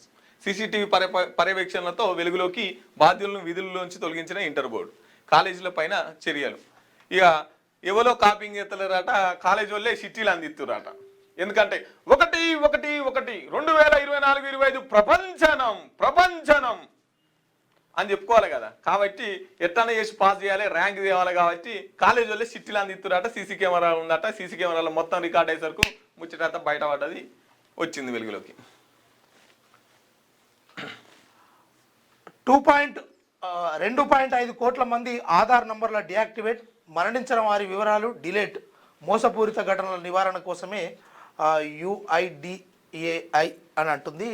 ఏంటంటే ఇప్పుడు తెలంగాణ రాష్ట్రమే కాదు, యావత్ దేశం ఏదైతే ఉందో ఈ భారతదేశానికి సంబంధించినటువంటిది ఫస్ట్ ఆధార్ అంటే మనిషికి సంబంధించినటువంటి పూర్తి సమాచారము ఒక పెద్ద నిఘా సంస్థ ఏదైతే ఉంటుందో దానికి సంబంధించిన ఈ ఆధార్ లింక్ ఏదైతే ఉందో ఆధార్ తోటే మనిషి ఆ జీవన విధానాన్ని అన్నిటికీ అనుసంధానం చేసినప్పుడు ఆ చనిపోయిన వారు ఎవరైతే ఉంటారో వాళ్ళ పేరు మీద ఉన్నటువంటి ఆధార్ నెంబరు అవి ఇతరులు వాడుకొని కొంచెం మోసాలకు కొంచెం డిఫరెంట్ కార్యక్రమాలకు యూజ్ చేస్తున్నట్టుగా తెలుస్తూ ఉంది.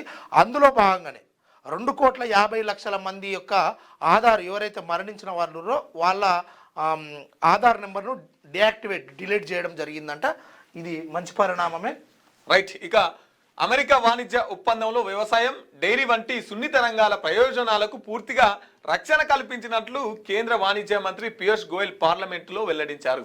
టారిఫ్ ఉద్రిక్తలు నెలల తరబడిగా జరిగిన చర్చల అనంతరం ఈ ఒప్పందం తుది రూపు దాల్చిందన్నారు. ఇరు దేశాలకు కీలకమైన ఏ రంగం కూడా నిర్లక్ష్యం కాకుండా చూసుకునేందుకు పరస్పర అంగీకారం రావడానికి దాదాపు 7 ఏళ్ల సమయం పట్టిందన్నారు.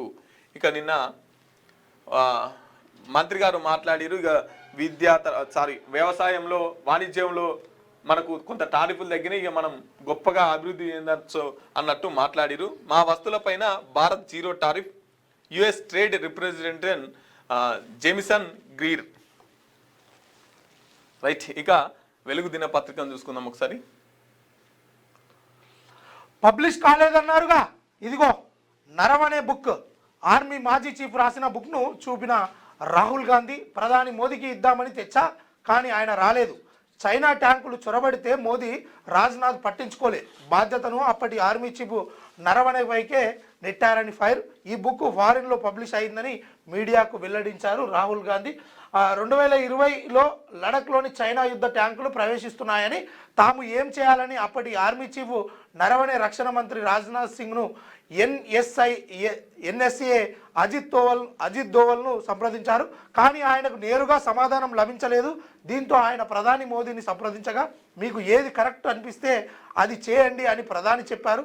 మొత్తం బాధ్యతనంతా తనపైనే వేసి ప్రభుత్వంలోని పెద్దలు తప్పించుకోవడంతో తాను పూర్తిగా ఒంటరైపోయినట్టుగా నరవణే ఆందోళన చెందినట్టు ఈ పుస్తకంలో రాసుకున్నారు అని చెప్పేసి, మొన్న ఏదైతే లోక్సభ ప్రసంగాలు జరుగుతున్న సందర్భంలో బడ్జెట్ విషయము దానికంటే ముందు అయితే ఈ నరవణే ఆర్మీ చీఫ్ ఎవరైతే ఉన్నారో ఈయనకు సంబంధించి, అంటే దేశం మీదకి ముప్పు దాడి వస్తూ ఉంది, ఇట్లా చైనా ట్యాంకర్లు అక్రమంగా ఇదైతా ఉన్నది, దీనికి ఏం చేద్దాము అని నిర్ణయం అడిగితే ఆ తర్వాత జరిగిన పరిణామాలన్నిటికీ తననే కారణం చేస్తూ తననే అడ్రస్ చేస్తూ నాపైన నెట్టేసిరు అని ఆయన ఒక పుస్తకం రాసిండు.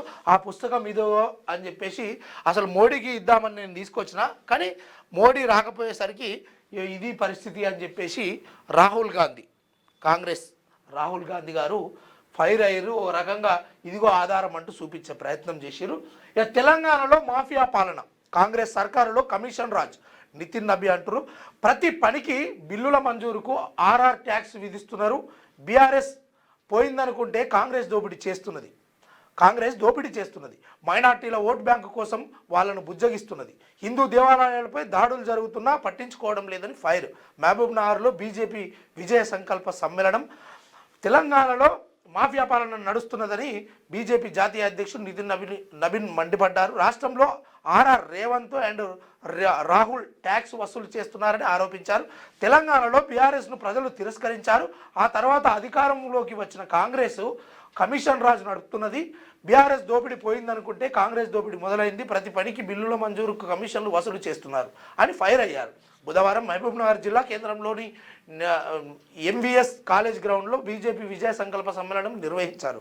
దీనికి ఉమ్మడి పాలమూరు జిల్లా నుంచి బూత్ స్థాయి కార్యకర్తలు తరలి వచ్చారు. ఈ సందర్భంగా వాళ్ళను ఉద్దేశించి నితిన్ నబీన్ మాట్లాడారు. వచ్చే అసెంబ్లీ ఎన్నికలను దృష్టిలో పెట్టుకొని కార్యకర్తలు పనిచేయాలని ఆయన సూచించారు. 2023 అసెంబ్లీ ఎన్నికల్లో బీజేపీకి ఓటింగ్ శాతం కొంత పెరిగింది. అది పార్లమెంట్ ఎన్నికల నాటికి 30 నుంచి 35% చేరుకుంది. మున్సిపల్ ఎన్నికల్లో ప్రతి బూత్లో 50% ఓట్లు సాధించాలన్న లక్ష్యంతో పనిచేయాలి. ఈ ఎన్నికల్లో బీజేపీ పోరాటం అధికారం కోసమో కుర్చీ కోసమో కాదు, తెలంగాణ గౌరవం కోసం, ఈ రాష్ట్ర భవిష్యత్తు కోసం అని చెప్పారు. అయితే నిన్న ఏదైతే మహబూబ్ నగర్ ఏదైతే ఆ పాలమూరులో అక్కడ పెట్టినటువంటి ఏదైతే ఆ గ్రౌండ్లో పెట్టినటువంటి విషయము, ఈ బూత్ స్థాయి కార్యకర్తలకు సంబంధించినటువంటి ఒక సమావేశం ఏర్పాటు చేశారు. అందులో నూతనంగా ఎన్నికైనటువంటి జాతీయ అధ్యక్షుడు నితిన్ నబీన్ వచ్చి అక్కడ ప్రసంగించారు. రాహుల్ గాంధీ అదే రేవంత్ రెడ్డి ఈ ఇద్దరు ట్యాక్స్ వసూలు దందా నడుస్తూ ఉన్నది తెలంగాణ రాష్ట్రంలో. ఓ కొరివిదయం బీఆర్ఎస్ పోయింది అని అనుకుంటే మళ్ళీ కొరివిదయం లాంటి కాంగ్రెస్ వచ్చింది అని చెప్పేసి నేను మాట్లాడాను. లేడీ అడ్వకేట్ ను గొంతు కోసి చంపిన అన్న, ఓ మహిళా అడ్వకేట్ ను సొంత అన్న దారుణంగా హత్య చేశాడు. తల్లి పేరిట ఉన్న 10 ఎకరాల పొలం విషయంలో గొడవపడిన అన్న రాయితో దాడి చేసి ఆ తర్వాత కత్తితో గొంతు కోసి చంపేశాడు. ఈ దారుణం రంగారెడ్డి జిల్లా మైనాబాద్ లో జరిగింది. చాలా దారుణమైన పరిస్థితి. 10 ఎకరాల పొలం గురించి సొంత అన్నే అడ్వకేట్ ని చంపినటువంటి పరిస్థితి. సో ఇదే అంశానికి సంబంధించి మనతో పాటు మాట్లాడడానికి అడ్వకేట్ చిక్కుడు ప్రభాకర్ గారు మనతో ఉన్నారు. హలో అన్నగారు, నమస్తే. నమస్తే. మన మార్నింగ్ న్యూస్ లైవ్ లో ఉన్నాం. చెప్పండి మధు. అయితే సొంత అన్నే 10 ఎకరాల భూమి గురించి లేడీ అడ్వకేట్ ని సుపారీ గ్యాంగ్ ఇచ్చి చంపినటువంటి పరిస్థితి, ఎట్లా చూస్తారు ఈ అంశాన్ని? ఫస్ట్ ఈ మానవ సమాజం ఎక్కడికి పోతుంది, ఎంత అన్యాయానికి అమానుషానికి దారితీస్తున్నది అనే విషయం ఆలోచిస్తే అసలు నిద్ర పట్టడం లేదు. ఇంత ఒక స్వంత అన్న తనకు ఆల్రెడీ 7 ఎకరాల భూమి తల్లిచ్చింది, 3 ఎకరాల భూమి కూతురికి ఇచ్చింది, దాంట్లో ఎకరం అమ్ముకొని తన పెళ్లి చేసుకొని తన వృత్తి న్యాయవాద వృత్తిని కొనసాగిద్దాం అనుకొని గెట్లు పెట్టుకునే దగ్గర సర్వే చేస్తున్న క్రమం లోపల ఈ దుర్మార్గానికి ఒడిగట్టిన అన్న వాడు మనిషి కాదు, యాక్చువల్ గా మానవ రూపంలో ఉన్న మృగంగా భావించవలసిన అవసరం ఉంది. అసలు ఈ భూములకు ఎందుకు ఇట్లా విలువలు పెరిగిపోయినాయి, ఎక్కడి నుంచి వచ్చింది ఇదంతా అంటే తెలంగాణ రాష్ట్ర సమితి ప్రభుత్వం విపరీతంగా ఒక హైప్ క్రియేట్ చేసింది తెలంగాణ లోపల భూములకు. ఒక అక్రమ సంపాదన ద్వారా అప్పుడున్న ప్రజాప్రతినిధులు కానీ అదే విధంగా వాళ్ళకున్న పెట్టుబడిదారులు కానీ వాళ్ళందరూ కూడా తెలంగాణ వ్యాప్తంగా కొంత పచ్చని పొలాలను రియల్ ఎస్టేట్ గా పరిశ్రమల భూములుగా మార్చేందుకు ఒక కృత్రిమ హైప్ క్రియేట్ చేసేసి భూముల విలువలు పెరిగే వరకు మనుషుల లోపల ఒక మానవత్వం కరువైపోయింది అనే విషయం ఇవాళ స్పష్టంగా అవపడుతున్నది మాకు. అదే విధంగా ఆమె ఇంతకు ముందే 1-2 సార్లు నాకు అక్కడ బారు అసోసియేషన్ ప్రెసిడెంట్ నిన్న ఫోన్ చేసి చెప్పాడు, 1-2 సార్లు ఈమె మీద హత్యా ప్రయత్నం జరిగిందట. జరిగినప్పుడు ఆమె అక్కడ లోకల్ పోలీసు వాళ్ళని కలిసేసేసి అతని నుండి నాకు ప్రాణహాని ఉన్నది అని చెప్పేసి కూడా కంప్లైంట్ ఇచ్చిందట. కానీ అక్కడ ఉన్న లోకల్ పోలీసు వైఫల్యం వల్ల ఇవాళ వాని మీద చర్యలు తీసుకోకపోవడం వల్ల వాడు ఆఖరికి హత్య చేయించే కాడికి వచ్చిన పరిస్థితి మనం చూస్తా ఉన్నాం. అంటే తరచుగా అడ్వకేట్ల మీద ఇటువంటి దాడులు జరుగుతున్నాయి, హత్యలు జరుగుతున్నాయి, అడ్వకేట్ల కోసం మీరు ప్రత్యేక చట్టాలు రావాలని చెప్పేసి కూడా ఫైట్ చేస్తున్నారు. దశాబ్దాల తరబడి ఇవాళ ప్రభుత్వాలు వస్తున్నాయి, పోతున్నాయి, మారుతున్నాయి, కానీ ఎన్నికల ముందు న్యాయవాదులకు న్యాయవాద కుటుంబాల నుంచి ఓట్లు కావాలా కాబట్టి ఒక హామీలు ఇస్తున్నారు తప్ప న్యాయవాద రక్షణ చట్టం కేంద్ర ప్రభుత్వం తీసుకురావడం లేదు, రాష్ట్ర ప్రభుత్వం కూడా తీసుకురావడం లేదు. గత కొద్ది సంవత్సరాలుగా మేము న్యాయవాద రక్షణ చట్టం రావాలి, కేంద్రంలో రావాలి, అదే విధంగా రాష్ట్రాలలో రావాలి, ఒక చట్టము ఉండి న్యాయవాదుల మీద భౌతిక దాడులకు దిగినా కూడా అదే విధంగా ఇటువంటి దుర్మార్గమైన హత్యలకు పాల్పడ్డ వాళ్లను కఠినంగా శిక్షించే విధంగా చట్టం రావాలని చెప్పేసి దశాబ్దాల తరబడి న్యాయవాద లోకం డిమాండ్ చేస్తా ఉంది, పోరాటం చేస్తా ఉంది. కానీ ఈ ప్రభుత్వాలు కేంద్ర ప్రభుత్వం గతంలో ఉన్న యూపీఏ ప్రభుత్వం గాని, నేడున్న ఎన్డీఏ ప్రభుత్వం గాని, అదే విధంగా గతంలో ఉన్న బీఆర్ఎస్ ప్రభుత్వం గాని, నేడున్న కాంగ్రెస్ ప్రభుత్వం గాని అడ్వకేట్ ప్రొటెక్షన్ యాక్ట్ తీసుకురాకపోవడం చాలా బాధాకరం. అందుకొరకి గత అసెంబ్లీ సమావేశాల్లో నేను ఒక డిమాండ్ పెట్టింది, ఈ అసెంబ్లీ సమావేశాల్లోనే ఈ కౌన్సిల్ సమావేశాల్లోనే ఖచ్చితంగా న్యాయవాద రక్షణ చట్టం తీసుకొని రావాలి. అది ప్రభుత్వానికి చిత్తశుద్ధి ఉంటే వెంటనే ఒక తెలంగాణ రాష్ట్ర అసెంబ్లీ లోపల ప్రవేశపెట్టాలని, అదే విధంగా పార్లమెంట్ సమావేశాల లోపల కూడా ప్రవేశపెట్టాలని చెప్పేసి కూడా డిమాండ్ చేస్తున్నాం ఇప్పటికైనా కూడా.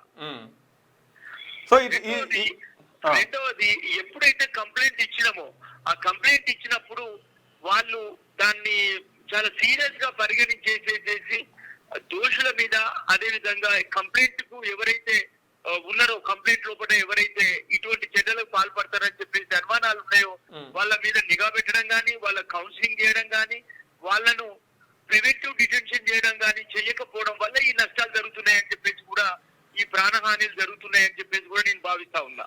గతం లోపల కూడా 2021 వామన్ రావు నాగలక్ష్మి అనే ఒక దంపతులను మా పెద్దపల్లి జిల్లా లోపల అత్యంత పాశవికంగా చంపేశారు. అంతకు ముందే వాళ్ళు హైకోర్టు చీఫ్ జస్టిస్ ముందు మాకు ప్రాణహాని ఉంది, వీళ్ళ నుంచి మాకు ప్రాణం ఉంది, స్థానిక ప్రజాప్రతినిధుల నుంచి మాకు ప్రాణహాని ఉంది, వాళ్ళ బంధువుల నుంచి మాకు ప్రాణహాని ఉంది అని చెప్పేసి కంప్లైంట్స్ ఇస్తే కూడా ప్రభుత్వం పట్టించుకోకపోవడం వల్ల చాలా అమానుషంగా ఆ రోజు దంపతులు ఇద్దరిని కూడా హత్య చేశారు. దాని తర్వాత వరంగల్ జిల్లా లోపల మల్లారెడ్డి అనే అతనికి న్యాయవాదిని చెప్పారు. దాని తర్వాత మల్సోన్ రెడ్డి అనే న్యాయవాదిని నల్గొండ జిల్లాలో చెప్పారు. అదే విధంగా ఇజ్రాయెల్ అనే న్యాయవాదిని హైదరాబాద్ నగరం లోపల ఓల్డ్ సిటీ లోపల పట్టపగలే చెప్పారు. ఇవాళ సోదరి ఇవాళ అక్కడ స్వప్న చేవెళ్ల లోపల మోహినాబాద్ లోపల అమానుషమైన హత్యాకాండకు గురైపోయింది.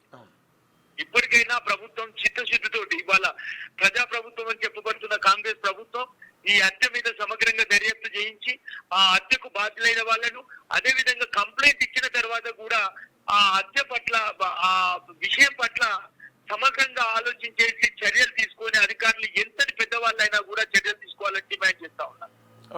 ఓకే థ్యాంక్ యూ అన్న.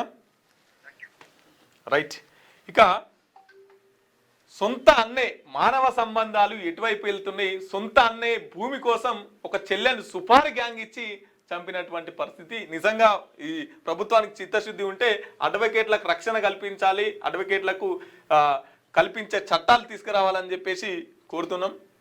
ఇక మొగుడు పిల్లల ఫోన్లు విన్నోడు జాతిపిత ఎట్లయితాడు? నీ జాతికి నువ్వు జాతిపిత కావచ్చు, మాకు కాదు.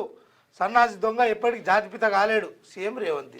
తెలంగాణ కోసం సర్వం త్యాగం చేసిన ప్రొఫెసర్ జయశంకరే జాతిపిత. జర్నలిస్టులు, సినిమా తారలు, జడ్జీలు అందరి ఫోన్లు విన్నారు. మీరు చేసిన తప్పులకు ముక్కు నేలకు రాసి ప్రజలకు క్షమాపణ చెప్పాలి. కేసీఆర్, కేటీఆర్, హరీష్ ముఖాలను ముసుగుదొడిగి విచారణకు తీసుకురావాల్సింది. కాంగ్రెస్ వచ్చాక తెలంగాణలో మున్సిపాలిటీల్లో 17,472 కోట్లతో అభివృద్ధి పనులు. మున్సిపల్స్ ముగిశాక రైతు భరోసా వేస్తాం. సీఎం మన నోరు ఖరాబ్ అవుతుంది ఇవన్నీ. రైట్, భారం తగ్గించే భారత్ ట్యాక్సీ గురువారం నుంచి అందుబాటులోకి రానున్నది. ఓలా, ఊబర్ వంటి ప్రైవేట్ సంస్థల డ్రైవర్ ఆదాయం నుంచి 20 నుంచి 30% వరకు కమిషన్ వసూలు చేస్తాయి. భారత్ ట్యాక్సీలో 0 కమిషన్ విధానం ఉంటుంది. జరి తొందరగా తీసుకురాలి డ్రైవర్ అన్నాలు, జర ట్యాక్సీ నడిపించుకుంటే వాళ్ళు బాగుపడతారు. ఇక ఫైనల్లోకి యంగ్ ఇండియా కుర్రాళ్ళు మరోసారి కుమ్మేశారు. హైదరాబాద్ క్రికెటర్ ఆరోన్ జార్జ్ 115 అద్భుత సెంచరీతో ఆఫ్ఘాన్ పై అత్యధిక టార్గెట్ ని చేసిన young India team under-19 world cup లో ఫైనల్ కు దూసుకెళ్లింది. శుక్రవారం ఇంగ్లాండ్ తో టైటిల్ ఫైట్ కు రెడీ అయిందని చెప్పేసి ఒక వార్త. ఇక బెంగాల్ ను టార్గెట్ చేశారని చెప్పేసి ముఖ్యమంత్రి గారు మాట్లాడుతున్నటువంటి పరిస్థితి. ఇక జనగణనలో కులగణన చేస్తాం. రాజ్యసభలో వెల్లడించిన కేంద్రం. ఫస్ట్ ఫేజ్లో పాపులేషన్, సెకండ్ ఫేజ్లో క్యాస్ట్ బేస్డ్ సర్వే. విపక్షాల ఆందోళనతో దిగి వచ్చిన కేంద్రం. ఇక మొత్తానికి జనాభా లెక్కలు అందులో కులాల వారిగా కూడా తీస్తామనేసి ఓ మాట చెప్తా ఉన్నారు. లోన్ యాప్కు యువకుడు బలి. 3,000 కోసం వేయించిన ఏజెంట్లు డబ్బులు కట్టకపోతే న్యూడ్ ఫోటోలు పంపుతామని మార్ఫింగ్ ఫోటోతో బ్లాక్మెయిల్ తట్టుకోలేక హైదరాబాద్లో ఉరి వేసుకుని ఆత్మహత్య చేసుకున్నంట. లోన్ యాప్ ఇప్పుడు బాగా ఈ డిజిటల్ పేమెంట్లు ఆ రకంగా వచ్చేటువంటి ఫోన్పే డబ్బులు అది చేస్తుంది ఇట్లా తీసుకొని 3,000 రూపాయల కోసము నీ న్యూడ్ ఫోటోలు అవి ఇవి ఫోన్ వాళ్ళ ఆధీనంలోకి తీసుకొని ఏఐ చిత్రీకరణతోటి చేస్తున్నటువంటి దాడులకు మానిఫింగ్ చేసి నీ ఫోటోలు న్యూడ్ ఫోటోలు అన్నీ అటు ఇటు చేస్తాము అని అంటే ఆ అవమానం తట్టుకోలేక ఆయన ఆత్మహత్య చేసుకుని చచ్చిపోయిందట. ఫోన్ ట్యాపింగ్ కేసులో మరిన్ని అరెస్టులు. బీఆర్ఎస్ పెద్దల తరపున వసూళ్లు. సెటిల్మెంట్లకు పాల్పడిన వారి చిట్టా చేతికి. వీరిలో సంతోషరావు పేరు. త్వరలోనే అరెస్టులు ఉంటాయంటున్న అధికారులు. పక్కా ఆధారాలు, టెక్నికల్ ఎవిడెన్స్తో ఫైనల్ ఛార్జిషీట్. కేసుకు బలం చేకూర్చేలా 2,000కు పైగా సాంకేతిక ఆధారాలు, దాదాపు 300 మందికి పైగా సాక్షుల వాగ్మూలాలు, కీలకంగా మారిన 618 మంది ఫోన్ నంబర్లు. అక్రమార్కులు తప్పించుకోకుండా పకడ్బందీ వ్యూహంతో ముందుకు. బుధవారం న్యాయ నిపుణులతో సిట్ అధికారులు భేటీ. ఇక ఫోన్ ట్యాపింగ్ కేసులో త్వరలో మరిన్ని అరెస్టులు ఉండే అవకాశం కనిపిస్తోంది. గత ప్రభుత్వ హయాంలో ఫోన్ ట్యాపింగ్కు పాల్పడిన బీఆర్ఎస్ పెద్దల తరపున వసూళ్లు, సెటిల్మెంట్లకు పాల్పడిన పలువురు వ్యక్తులను అరెస్టు చేయనున్నట్లు విశ్వసనీయ సమాచార వర్గాల ద్వారా తెలిసింది. వీరిలో కేసీఆర్ సన్నిహితుడైన సంతోషరావు పేరు కూడా ప్రధానంగా వినిపిస్తుంది అంటారు.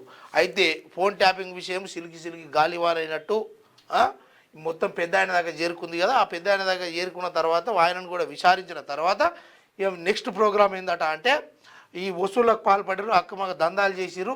ఈ దందాలలో కూడా కీలకంగా ప్రధాన నిందితుడిగా కనబడుతున్నాడు సంతోష్ రావే. ఇక అరెస్టులే చేస్తాం డైరెక్ట్గా. మొన్నటిదాకా విచారణగా పిలిచినాం కదా, ఇప్పటి నుంచి సెకండ్ ఫేజ్ అనేది ఇక అరెస్ట్ల పర్వం కొనసాగుతుంది అని ఒక వార్తను ఎన్నికల సమయంలో ఓ వార్తను తీసుకొచ్చింది. సో మొత్తం మీద అయితే ఒక లీక్ ఇచ్చారు. ఏం లీక్ ఇచ్చారంటే ఫస్ట్ టార్గెట్ సంతోష్ రావు. సో ఈ లీకు మనం అర్థం చేసుకోవచ్చు. ఫస్ట్ టార్గెట్ లో సంతోష్ రావు ఉన్నారని మనకు అర్థమవుతుంది. ఇది వాస్తవమే కొంతవరకు. రైట్, కొరియన్ సినిమాలకు 14 వార్డులు ఏకగ్రీవం. 10 చోట్ల కాంగ్రెస్, 2 చోట్ల బీఆర్ఎస్. కౌన్సిల్ అభ్యర్థులు గెలుపు. రామగుండం, మహబూబ్ నగర్ కార్పొరేషన్ లో 2 కార్పొరేటర్లు. ఎన్నికల సంఘం అధికారిక ప్రకటన. 2,982 వార్డులకు జరగనున్న ఎన్నిక. బరిలో 12,980 మంది అభ్యర్థులు. 930 మంది అభ్యర్థులు 2000 వార్డులకు 2982 వార్డులకు 12930 మంది అభ్యర్థులు ఉన్నారు. ఈ ఇంకా తప్పులు లెక్కలకు రాయరాదా ఎట్లా 2996 మొత్తము ఓకే 12 పోతే ఎన్ని ఉంటాయి 84 ఉండాలి కదా అది అట్లుంటుంది మరి లెక్క మన కొరియన్ ముగ్గురు అక్కా చెల్లెళ్ళు బలి 9వ ఫ్లోర్ నుంచి దూకి సూసైడ్ గజియాబాద్లో దారుణం వ్యసనంగా మారిన ఆన్లైన్ కొరియన్ లవ్ గేమ్ కొన్నాళ్ళుగా స్కూల్కు డుమ్మా కొట్టి మరీ ఆట కట్టడి చేసేందుకు తల్లిదండ్రుల ప్రయత్నం మనస్తాపంతో బిల్డింగ్ పై నుంచి దూకిన బాలికలు సారీ పప్ప అంటూ లేఖ రాసి ఆగాయిత్యానికి పాల్పడ్డారు. అయితే దేశం ప్రపంచం మొత్తం ఒక్కసారిగా షాక్ అయిపోయింది ఈ విషయంలో. ఎందుకు అనంటే నిజంగా ఇప్పుడు ఆడుతున్నటువంటి పిల్లలు పబ్జీ గేమ్ కావచ్చు ఇంకో గేమ్ కావచ్చు నిజంగా మనకు అర్థమయ్యే భాషలో చెప్పుకోవాలంటే క్యాండీ క్రష్ గేమ్ వస్తుంది. అందులో ఒక లెవెల్ తర్వాత ఇంకో లెవెల్ వస్తూ ఉంటుంది. ఎప్పటికీ ఆ గేమ్ పూర్తిగా ఫినిష్ కాదు. పిల్లలు సరదా కోసం ఆడుతున్నటువంటి గేమ్లో అక్కడ ఏం జరుగుతుందంటే 30 మినిట్స్ టైం ఇస్తారు. ఆ టైంలో ఆ టార్గెట్ను రీచ్ కావాలి, లేకపోతే రీచ్ కాకపోతే ఇంకో టైం 30 మినిట్స్ ఎక్స్టెన్షన్ అడుగుతూ ఉంటుంది. ఆ టైం దాకా వెయిట్ చేస్తూ ఉంటారు. వాళ్ళ మెదడును అంతా దాని మీద దారపోసి ఆ శునకానందం పొందడం కోసము విశ్వ ప్రయత్నాలు చేస్తారు. అందులో భాగంగా ఈ కొరియన్ గేమ్ అనేది ఏంటంటే ఆన్లైన్లో ఒక యాప్ల ద్వారా ఒక మెసేజ్ ద్వారా ఒక సందేశం ద్వారా ఈ గేమ్ అనేది అందుబాటులోకి వస్తుంది. దానికి అలవాటు పడ్డోళ్ళు ఏంటంటే ఒక క్రియలాగా జరుగుతూ ఉంటుంది. ఒక పని ఒక టాస్క్ ఇస్తూ ఉంటారు. ఈ టాస్క్లో వీళ్ళు నిమగ్నమై మొత్తం వీళ్ళ మెదడంతా వాళ్ళ ఆధీనంలోకి తీసుకుంటారు. అప్పుడు వాళ్ళు చెప్పినట్టు చేయాల్సింది. చేయకపోతే వీళ్ళకి సంబంధించినవన్నీ వాళ్ళు బహిర్గతం చేస్తామని చెప్తారు. దానికి భయపడి వాళ్ళు ఆ గేమ్ ఇంకా ముందుకు ఆడుతూ ఉంటారు. కానీ గేమ్ ఫినిష్ కాదు. ఎందుకు ఫినిష్ కాదంటే వీళ్ళ మెదడును మొత్తం వాళ్ళ ఆధీనంలోకి తీసుకొని వీళ్ళు చచ్చిపోవడానికి ప్రేరేపించే అంత గేమ్ అందులో ఉంటుంది. ఆ ఉన్నప్పుడు ఇక తల్లిదండ్రులు కొంత కోప్పడ్డారు అనుకో, వాళ్ళు 100% ఫోన్ పట్టుకొని ఆడాల్సిందే. లేదు అంటే కుదరదు. లేదు అంటే వీళ్ళు మొత్తానికి చచ్చిపోయే మార్గాన్ని వాళ్ళు ప్రేరేపితం చేస్తారు. వీళ్ళు ఇయ్యపో అని అన్నారు అనుకో, ఇక ఈ పని చేస్తారు. ఇదే కార్యక్రమం జరిగింది. ఇక రేవంత్ బినామీ కంపెనీకి 6,000 కోట్ల కాంట్రాక్టులు మనం అనుకున్నాం కదా. కేఎల్ఎస్ఆర్కి కంపెనీకి ఇన్ని కోట్లు ఎట్లా వచ్చినాయని చెప్పేసి నిన్న కేటీఆర్ ప్రెస్ మీట్ అడిగినటువంటి పరిస్థితి. ఒకసారి ఆదాపు పత్రికను చూసుకుందాం. ఆస్గీబాద్ మన బడ్జెట్ కార్పొరేట్లకు కాసుల పంట, సామాన్యుల కడుపున నిరాశల మంట. కార్పొరేట్లకు రాయితీల మూత, సామాన్యులకు పన్నుల వాత. ఆర్థిక మందగమనంతో జనంలో కొనుగోలు శక్తి క్షీణత, నిత్యావసరాలు అత్యవసరాలు అన్నింటి ధరలకు ఆకాశమే హద్దు. ప్రజలకు ఒరిగింది గుండు సున్నా. రానున్న కాలం నిరుద్యోగం, అధిక ధరలు, జీవన వ్యయం పెరుగుదల, ఉపాధిలో కోత. ప్రజల ఓట్లతో అధికారం చేపట్టిన పాలకులు ప్రజలకు ఇచ్చిన హామీలు ఆకాంక్షలు విస్మరిస్తే అంతరాలు లేని సమాజం ఎలా సాధ్యమవుతుంది? సమాజ నిర్మాణానికై మరో పోరాటానికి సిద్ధం కావాలి అని మేధాజీ అన్నట్టు ఆయన రాసిందట. ఇక రైట్, ఆస్కీబాద్లో ఒక మంచి విషయాన్ని రాసుకొచ్చారు. కాంగ్రెస్ని ఆదరించండి, విజయాన్ని అందించండి. ఏం విజయం అందించాలి, ఏం ఆదరించాలి, ఆదరిస్తే ఏం చేసిండి అనేది కూడా చెప్పాలి, ఎందుకు ఆదరించాలో కూడా చెప్పాలి. మణిపూర్లో కొత్త ప్రభుత్వానికి లైన్ క్లియర్. ఇక మణిపూర్లో రాష్ట్రపతి పాలన రద్దు, ఉత్తర్వులు జారీ చేసిన ద్రౌపది ముర్ము అని చెప్పేసి ఒక వార్త వచ్చింది. ముస్లింల ఓట్ల కోసమే కాంగ్రెస్ డ్రామాలు అని చెప్పేసి నిన్న బీజేపీ వాళ్ళు మాట్లాడుతున్నారు. వాస్తవంగా జిహెచ్ఎంసీ ఏదైతే ఉన్నదో జిహెచ్ఎంసీ మొత్తం కూడా ముస్లిం మేరకు అప్పగిస్తున్నట్టే తెలుస్తూ ఉన్నది. ఇక సినీ ఇండస్ట్రీ హబ్గా హైదరాబాద్, తెలుగు చిత్ర పరిశ్రమకు పెద్దపీట, ఏ భాష వారు వచ్చినా ప్రోత్సహిస్తాం. ఉగాది రోజు గద్దర్ అవార్డుల ప్రధానోత్సవం వెల్లడించిన డిప్యూటీ సీఎం. ఈ గద్దర్ అవార్డులు ఏమో కానీ ఈ పుష్ప సినిమాకు లాస్ట్ టైం గద్దర్ అవార్డులు ఇచ్చారు. జర గద్దర్ పేరు పెట్టి అవమానపరచకండి. ఈ ప్రభుత్వాలు చేసే పని అదే. ఏసీబీ వాళ్ళలో జిహెచ్ఎంసీ కూకట్పల్లి జోన్ ఎస్సీ 15 లక్షలు లంచం తీసుకుంటూ రెడ్ హ్యాండెడ్గా పట్టుకున్న ఏసీబీ అధికారులు మంజూరు చేయడానికి లంచం అడిగిన అధికారి చిన్నారెడ్డి ఆస్తులు ఇతర అంశాలపై ఆరాధిస్తున్న ఏసీబీ. అయితే ఈ రెడ్ హ్యాండెడ్గా పట్టుకుంటామని అంటారు కదా, ఈ విషయం ఏంటంటే రెడ్ హ్యాండెడ్గా పట్టుకోవడం అని అంటే వాళ్ళు ఈ ఏసీబీల దగ్గరికి పోతే నాకు లంచం అడుగుతుండు సార్, అయితలేదు, నేను లంచం ఇవ్వలేకపోతున్నా, కానీ లంచం ఇస్తేనే పని చేస్తా అంటుండంటే వాళ్ళు ఏసీబీలు కొన్ని పైసలు ఇస్తారు. వాళ్ళు నువ్వు కనబడని ఓ రంగు పూసి వాళ్ళు పైసలు ఇస్తారు. ఆ పైసలు తీసుకుపోయి అధికారి చేతిలో పెట్టగానే వాళ్ళు వచ్చి పట్టుకుంటారు. లేదు సార్ ఇవి నాయి సార్, అది సార్, ఇది సార్ అన్నావు అనుకో, వాళ్ళు అప్పుడు ఒక కెమికల్ తోటి దానికి అడుగుతారు. కడగానే మొత్తము ఎర్రగా అంటుకుంటుంది. అంటుకునేగానే ఇవి మేము ఇచ్చిన పైసలు రా గాడిది అని చెప్పేసి అప్పుడు వాళ్ళని లోపడేస్తారు. ఇది ఏసీబీ రెడ్ హ్యాండెడ్ అంటే రెడ్ హ్యాండెడ్గా పట్టుకోవడం అంటే అది విషయం అసలు ముచ్చట. ఇక్కడ మందుల సామె ఎలా నేను మంచిగా షేలు కట్టుకొని ఇలా పడ్డాడు. ఒకసారి ఫోన్ చేద్దాం. ఏంది మీ ముఖ్యమంత్రి గారికి ఇట్లా మాట్లాడుతున్నారని ఒకసారి అడుగుదాం. బిజీ వస్తున్నది, ఎవరితో మాట్లాడుతున్నట్టున్నాడు. బై ఎలక్షన్స్ అంటే కాంగ్రెస్ పార్టీ భయపడుతున్నది అని చెప్పేసి కేటీఆర్ అంటున్నాడు. ఇక పవన్ కళ్యాణ్ తెలంగాణ ద్రోహి పిసిసి చీఫ్ మహేష్ కుమార్ గౌడ్ అంటున్నారు. ఎందుకోసం అంటే బీజేపీ వాళ్ళు ఇందాక మనం మాట్లాడుకున్నాం కదా, బీజేపీ వాళ్ళు పవన్ కళ్యాణ్ తీసుకొచ్చి ఇక్కడ ప్రచారం చేపియబోతున్నారు అని చెప్పేసి వార్త వచ్చింది కదా. పవన్ కళ్యాణ్ వచ్చిన ఏం చేయలేడు, ఇంకెవరు వచ్చినా ఏం చేయలేడు. ఎందుకంటే పవన్ కళ్యాణ్ తెలంగాణ ద్రోహి అని చెప్పేసి మహేష్ కుమార్ గౌడ్ మాట్లాడుతున్నటువంటి పరిస్థితి. వాళ్ళు మాట్లాడరు చూడు, రెడ్డి వాళ్ళు మాట్లాడరు, ఈయన గౌడ్ కదా, ఈయనతో మాట్లాడిపిస్తారు. రైట్. కొత్త విద్యుత్ కనెక్షన్ల జారీలో కీలక మార్పులు, మార్గదర్శకాలు జారీ చేసిన టీఎస్ఈ ఆర్సీ నేటి నుంచి రాష్ట్ర వ్యాప్తంగా అమలు, కొత్త కనెక్షన్లకు ఒకే విధమైనటువంటి ఫీజు, తెలంగాణలో కొత్త విద్యుత్ కనెక్షన్ల జారీ విధానంలో కీలక మార్పులు చోటు చేసుకుంటున్నాయి. రాష్ట్ర విద్యుత్ నియంత్రణ మండలి ఈ కొత్త మార్గదర్శకాలను జారీ చేసింది. ఈ మార్పులు నేటి నుంచి అమల్లోకి వస్తాయని చెప్పేసి కూడా ఒక వార్త రాసుకొచ్చింది. అదేందుకింది కాటేసిన Korean game, right, online game కు బానిసలైన అక్కా చెల్లెలు, ముగ్గురు అక్కా చెల్లెలే పాపం. 12, 14, 16 సంవత్సరాల వయసు గల అక్కా చెల్లెలు, ఒకటే కుటుంబానికి చెందిన వాళ్ళు. నిజంగా మళ్ళీ ఇంకా కొరియన్ పేర్లు ఏవైతే ఉంటాయో వాళ్ళు ఇంట్లో కూడా ఆ పేర్లతోనే పిలుచుకునేటోళ్ళట. ఆ గేమ్లో టాస్క్ ఇచ్చిన పేర్లు ఉంటాయి కదా, కింగ్ చాంగ్, కంచాంగ్, అది ఇది ఉంటాయి కదా, అటువంటి పేర్లే వీళ్ళు ముగ్గురు అక్క చెల్లెలు పెట్టుకొని పిలుచుకొని అంత స్థాయిలకు వాళ్ళు బానిసలు అయిపోయారు. ఆ గేమ్కు దిగజారిపోయారు. అంతగానం ఈ ఫోన్ ఇవ్వడం పోకపోవడం వల్ల ఇంత దారుణం అయిపోయింది. అంత ఐచో చాంగోవే. వాయిదాల పర్వం పాపం. బుధవారం 3 సార్లు వాయిదా పడ్డ లోక్సభ. నరవనే పుస్తకంపై వణికిపోతున్న కేంద్ర ప్రభుత్వం. విమర్శల వర్షం కురిపించిన కాంగ్రెస్ ఎంపీ ప్రియాంక గాంధీ. ఇక ఈ పుస్తకం మీద పెద్ద గోల నడుస్తున్నది పార్లమెంటులో. ఇక రాహుల్ గాంధీ అయితే వదులుతలేడు. మీరు లీక్ చేసినామని చెప్పేసి బీజేపీ వాళ్ళు అంటే లేదు, ఈ పుస్తకం ఏంచలే వచ్చింది చూడరు అని చెప్పేసి ఆయన ఏకంగా పుస్తకాన్ని తీసుకొచ్చి చూపిస్తున్నారు. ఆ పుస్తకంలో ఉన్న విషయాలను కూడా చర్చిస్తున్నటువంటి పరిస్థితి. మందుల సమయం ఎలా అయింది, ఫోన్ లేపుతలేడు, మీటింగ్ వస్తుంది పొద్దుగానే. పాపం ఎందుకు ఇది ఆదాబ్ హైదరాబాద్ రాసుకొచ్చినటువంటి పరిస్థితి. మందుల సమయం ఎలా నాకు ఫోన్ చేద్దాం, ఏంది ఇట్లా మాట్లాడుతుండు. హలో అన్న, నమస్తే. మనం మార్నింగ్ న్యూస్ లైవ్ లో ఉన్నాం. అన్న. అయితే మీ ముఖ్యమంత్రి గారు ఎందుకు ఇట్లా మాట్లాడుతున్నారు? జాతిపిత ఎవడు, వాడెవడు, వీడెవడు అని చెప్పేసి ఇట్లా మాట్లాడుతుండేందన్నా మీ ముఖ్యమంత్రి గారు? మీరు కూడా ముఖ్యమంత్రి. అవును, మన ముఖ్యమంత్రి. మీరు వాడద్దు, ఈ రాష్ట్రానికి ముఖ్యమంత్రి.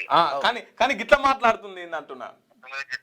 రాష్ట్రం ఇప్పుడు గత ముఖ్యమంత్రి కడి చేసుకున్నాడు మందుల సామెల్ గారు. రైట్. ఇది ఆదాబ్ హైదరాబాద్ రాసుకొచ్చినటువంటి పరిస్థితి. ఎందుకు ఇట్లా మాట్లాడుతున్నట్టే పాపం ఆయన ఏం మాట్లాడతాడు చెప్పలేడు కదా. అది ఇప్పుడు మందుల సామెల్ అన్న చెప్పి మాట్లాడుతున్నామో ఆయన ఏమన్నా సమాధానం చెప్పు. కానీ ఇక రైట్, ఒకసారి మార్నింగ్ న్యూస్ చూసే మిత్రులు ఒకసారి మన వీడియోకి లైక్ చేయండి, షేర్ చేయండి, కామెంట్ చేయండి, మీ అభిప్రాయాన్ని కామెంట్ చేయండి మిత్రులారా. రైట్. ఇవి ఈరోజు ప్రధాన వార్తా పత్రికల్లో వచ్చినటువంటి ప్రధానమైన వార్తా విశేషాలు. రేపు వచ్చే మార్నింగ్ ఎపిసోడ్లో మళ్ళీ కలుసుకుందాం. అప్పటిదాకా చూస్తూనే ఉండండి క్యూ న్యూస్. Thank you.